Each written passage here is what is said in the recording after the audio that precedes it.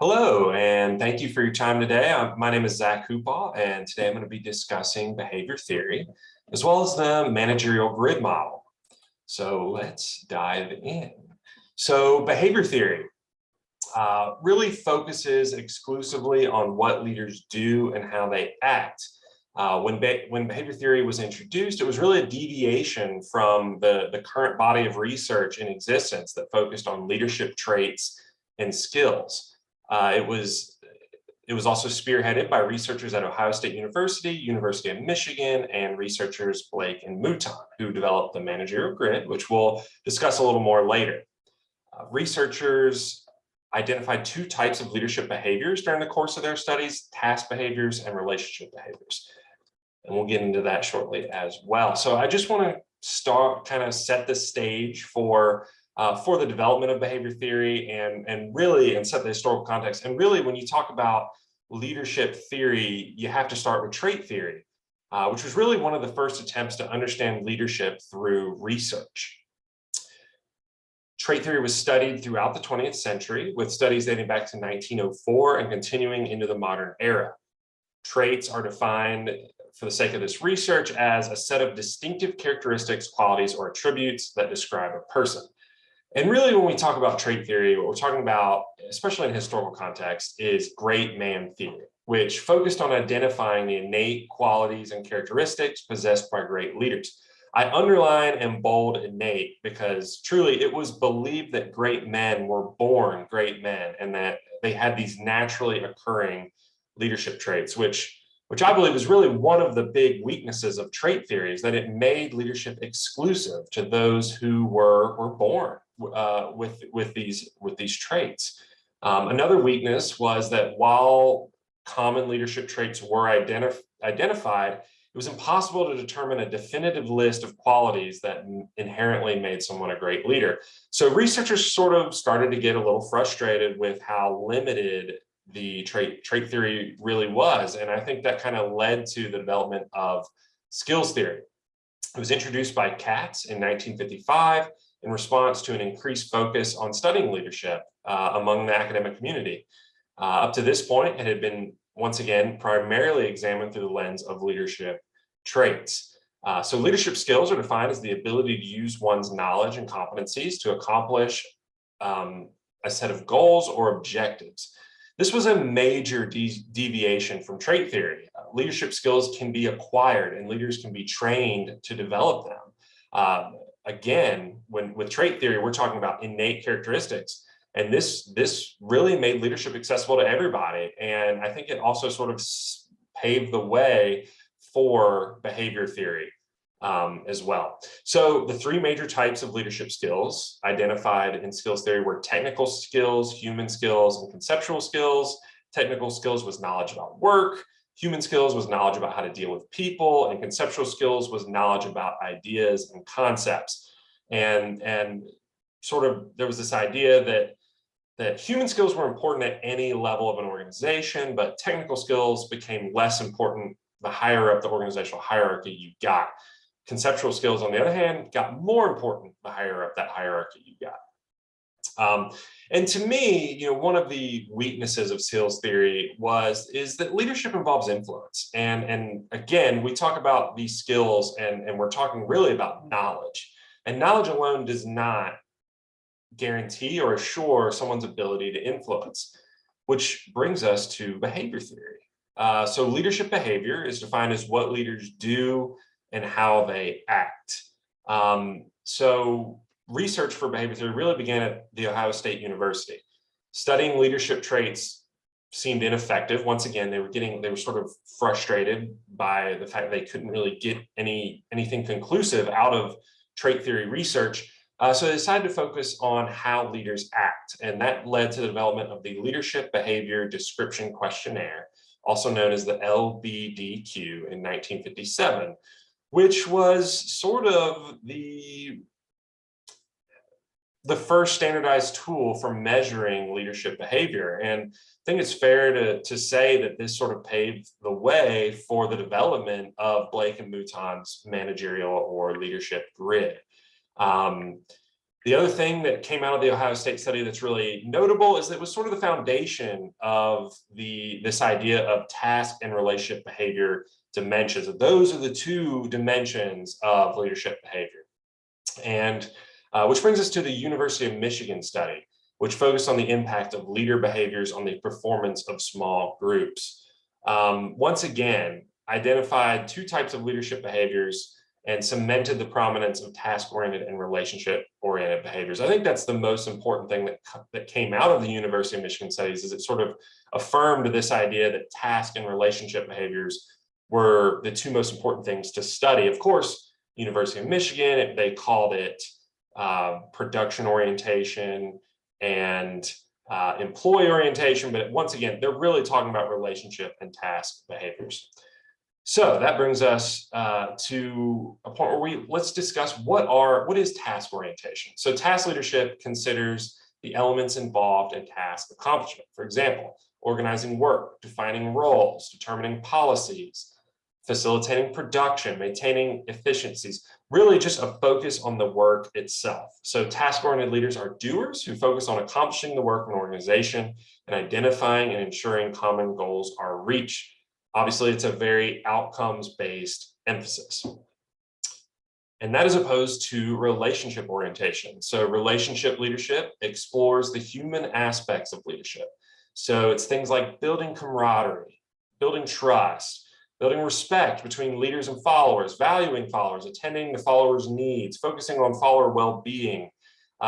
Relationship-oriented leaders are focused on connecting with others and creating an optimal work atmosphere. So it's the who of getting work done as opposed to the what. A little less goal-oriented, but more of an emphasis on job satisfaction. Okay, so that brings us to Blake and Mouton's managerial or leadership grid, which was really ultimately an effort to measure how people behaved in terms of their concern for people and their concern for production. It created a model for behavioral leadership that has evolved over time, and it was based on the two behavior theory orientations, once again, task orientation and relationship orientation. The managerial grid was introduced in 1964 and has been refined numerous times, with the most recent iteration published in 1991 when it was renamed the leadership grid from the managerial grid. The leadership grid introduces a model with two intersecting axes: concern for production and concern for people. Once again, task orientation and relationship orientation. And it was drawn on a 9-point scale, just to make it a little more measurable. Different leadership styles can be identified by measuring those leadership concerns on each of those axes. As you can see, concern for people occupies the vertical axis, and concern for production occupies the horizontal axis. Another thing worth noting about Blake and Mouton's leadership grid is that leaders typically have a dominant grid style, which is used in typical or normal situations, but they also have a backup grid style, which is used when leaders are experiencing stress and are unsuccessful in using their dominant style. So let's talk a little bit more about those styles. Authority compliance management, that's a 9-1, which means that this leadership style emphasizes high concern for production and low concern for people. They tend to view people as tools to getting the job done. Communication should only serve to provide followers with instructions on how to complete the task. Again, very job focused, very production focused and results driven. Can be seen as controlling, frankly, as well as demanding and dominant and just overall sort of that really strong sort of power-oriented seat of leadership. As opposed to country club management, which is the 1-9, sort of the opposite, if you will, meaning that there was a high concern for people and low concern for production. It ensures that people's personal and social needs are met. Communication should serve to provide a positive climate and improve social bonds. So once again, very relationship driven, focused on the people, focused on the culture, focused on work, workplace happiness and job satisfaction. These leaders are seen as agreeable, helpful, comforting, and ultimately peace-seeking as well. They tend to sort of avoid conflict. The next leadership style that we'll focus on is impoverished management, which is 1-1, which is sort of a lack of concern for people and a lack of concern for production. And these leaders really are just leaving the task and relational concerns to followers. They're sort of withdrawn, uninvolved. They don't insert themselves into situations, and they can be seen as indifferent, detached, non-committal, and also apathetic. So the next leadership style we'll focus on is middle of the road management. This is a 5-5 style. And this is really trying to find that balance between concern for people and production. These leaders are balancing people's personal and social needs. Like, yeah, we're gonna try to meet those needs, but also we're gonna emphasize task completion. And really what ends up happening is that these leaders have to find compromise between the two. They're very balanced, driven, not going to put too much emphasis on one and not enough on the other. We're just really trying to find that middle ground. And these leaders can be seen as conflict avoidant, but it's for the sake of harmony and continued production. Okay. These are people who prefer the middle ground, and they sometimes are willing to sacrifice their convictions in order to stay within that middle ground. So the final sort of major leadership style that is identified in Blake and Mouton's leadership grid is team management, the 9-9 on the leadership grid, which is high concern for people and high concern for production. And these leaders really want to make sure that people feel engaged and that they are participatory in their work, and they have these strong relationships with their coworkers. And so these leaders are facilitating a strong sense of teamwork. And they really want to put a lot of effort into ensuring that followers feel committed and that they feel motivated and they feel a sense of place on their teams. And these are just very collaboration driven leaders. Team management leaders can be seen as determined, direct, open-minded, and ultimately they enjoy work and they enjoy working toward mutual success of the team. Which brings us to a couple of outliers that Blake and Mouton identified. And these are people who may not occupy one place on the leadership grid. And so I put the label multiple grid styles. And first we'll talk about paternalism and maternalism. And so these are leaders who use both the 9-1 and 1-9 leadership grid styles interchangeably. And it's very kind of fluid between the two. There's not necessarily a lot of consistency. They do act with high concern for people, but only for the sake of production. It's sort of a means to that relationship focus is a means to the end of high levels of production. Sometimes referred to as the benevolent dictator, right? Like I'm expending all this energy on fostering this sort of positive relationship with you, but only to make sure that you get the job done at the end of the day. And I will go as far as to say that this is really sort of a relational manipulation, right? Like I'm sort of pretending, if you will, to be an investor. I'm working to create the illusion of being invested in you, but really what I'm more concerned about is ensuring that you get those goals accomplished, right? And so these leaders are very loyalty, outcome driven, and can be seen as sort of fatherly or motherly, right? Like it's like, yeah, sure, I'm gonna show you affection, but ultimately I expect a certain result from that. The next multiple grid style is known as opportunism, and these are leaders who really can bounce around any of these leadership styles. But ultimately, there's one thing that is common amongst opportunist leaders, and that is that they're really only looking to achieve personal advancement. So whatever scenario they're in, they will adopt a leadership style to whatever leadership style best suits their ambitions towards success. Okay, these are self-interested people who use whatever means necessary to achieve personal advantage. And again, they readily shift between concern for people and concern for production. And I use that word concern lightly because in my mind, concern, it's not really an authentic idea of concern. It's really creating the illusion of concern, because at the end of the day, the only thing that really matters is them advancing. So do they really care about the people? No. Do they really care about production? No. Only insofar as it allows them to be personally successful. So these are self-driven people who can be seen as ruthless, cunning, selfish, and for the more forgiving people, adaptable. Okay.